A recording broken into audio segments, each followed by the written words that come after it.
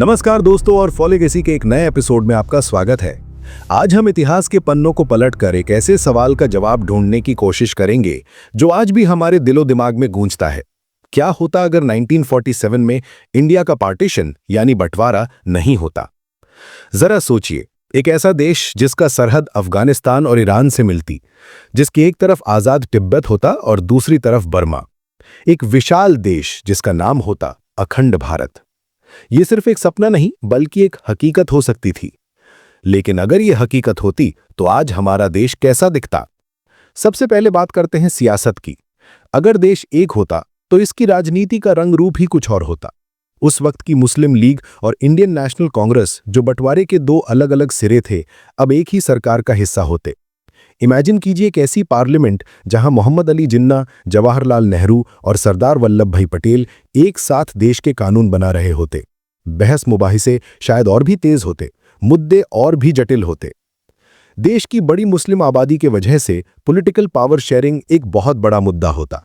शायद हमें एक फेडरल स्ट्रक्चर देखने को मिलता जहां अलग अलग प्रांतों को और ज्यादा ऑटोनॉमी यानी स्वराज्य दी जाती। Kashmir, North West Frontier Province, Sindh और बंगाल जैसे प्रांत शायद अपने फैसले लेने में और आजाद होते। लेकिन इसका एक दूसरा पहलू भी है। पावर शेयरिंग को लेकर लगातार तनाव भी बना रह सकता था। अलग अलग धार्मिक और भाषाई गुटों के बीच पॉलिटिकल रिप्रेजेंटेशन को लेकर झगड़े आम हो सकते थे। क्या हम एक यूनाइटेड देश रह पाते या फिर छोटे छोटे राज्यों में बंट जाते? ये एक बड़ा सवाल है। अब बात करते हैं इकोनॉमी की। अगर पार्टीशन ना हुआ होता तो इंडिया एक जबरदस्त इकोनॉमिक पावर हाउस बन सकता था। कराची और चिट्टोगोंग जैसे बड़े बंदरगाह यानी पोर्ट्स हमारे पास होते, जिससे हमारा ट्रेड यानी व्यापार पूरी दुनिया से और भी आसानी से होता। पंजाब की उपजाऊ जमीन, जो आज दो देशों में बटी हुई है, एक साथ होती और देश को अनाज के मामले में हमेशा आगे रखती। वेस्ट बंगाल का इंडस्ट्रियल हब और ईस्ट बंगाल, जो आज का बांग्लादेश है, एक दूसरे को सपोर्ट करते। डिफेंस पर जो हमारा इतना खर्च होता है वो शायद कम होता, क्योंकि हमारा कोई पड़ोसी दुश्मन नहीं होता। उस पैसे को हम एजुकेशन, हेल्थ केयर और इंफ्रास्ट्रक्चर पर खर्च कर सकते थे। शायद आज हमारी इकोनॉमी चीन और अमेरिका को टक्कर दे रही होती। बंटवारे का सबसे गहरा जख्म हमारे समाज पर लगा। लाखों लोग मारे गए, करोड़ों बेघर हुए। अगर पार्टीशन ना होता तो ये नफरत की दीवार कभी खड़ी ही नहीं होती। लाहौर, जो आज पाकिस्तान में है, शायद इंडिया की कल्चरल कैपिटल होती। ढाका अपनी कला और साहित्य के लिए देश का एक और महत्वपूर्ण शहर होता। हमारे शहरों का कल्चर और भी ज्यादा डाइवर्स और रिच होता।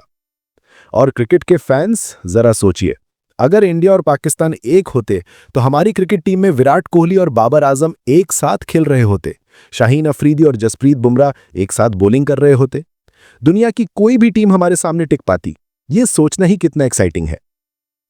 लेकिन दोस्तों, हर कहानी के दो पहलू होते हैं। ये सोचना कि सब कुछ अच्छा ही होता गलत होगा। अंग्रेजों ने डिवाइड एंड रूल की पॉलिसी से हमारे समाज में जो जहर घोल दिया था, वो बंटवारे के बिना भी अपना असर दिखा सकता था। धर्म के नाम पर दंगे शायद और भी भयानक रूप ले सकते थे। देश का नेशनल लैंग्वेज क्या हो, इस पर बहस हो सकती थी। हिंदी, उर्दू, बंगाली, किसको ज्यादा अहमियत मिलती? कश्मीर का मुद्दा शायद तब भी होता, लेकिन वो एक देश का इंटरनल मामला होता। नॉर्थ ईस्ट में अलगाववाद और भी बड़ी चुनौती बन सकता था। इतने बड़े और डाइवर्स देश को एक साथ जोड़ के रखना आसान नहीं होता। तो दोस्तों, अगर इंडिया का पार्टीशन ना हुआ होता तो हमारी ताकत और हमारी चुनौतियां दोनों ही विशाल होती। हम शायद एक आर्थिक और सांस्कृतिक सुपर पावर होते, लेकिन हमें देश को एक साथ रखने के लिए लगातार मेहनत करनी पड़ती। इतिहास में क्या होता अगर का कोई अस्तित्व नहीं होता, लेकिन इस सवाल पर सोचना हमें यह जरूर सिखाता है कि नफरत और बंटवारे से हमने क्या खोया है और भविष्य में एक साथ मिलकर रहने की क्या अहमियत है। आपको क्या लगता है, अगर इंडिया का पार्टीशन ना हुआ होता तो आज हम कहां होते? नीचे कमेंट्स में अपने विचार जरूर शेयर कीजिए। अगर आपको ये वीडियो पसंद आया तो इसे लाइक करें, अपने दोस्तों के साथ शेयर करें और फॉलीगेसी को सब्सक्राइब करना ना भूलें। हम मिलेंगे अगले एपिसोड में एक और दिलचस्प टॉपिक के साथ। धन्यवाद।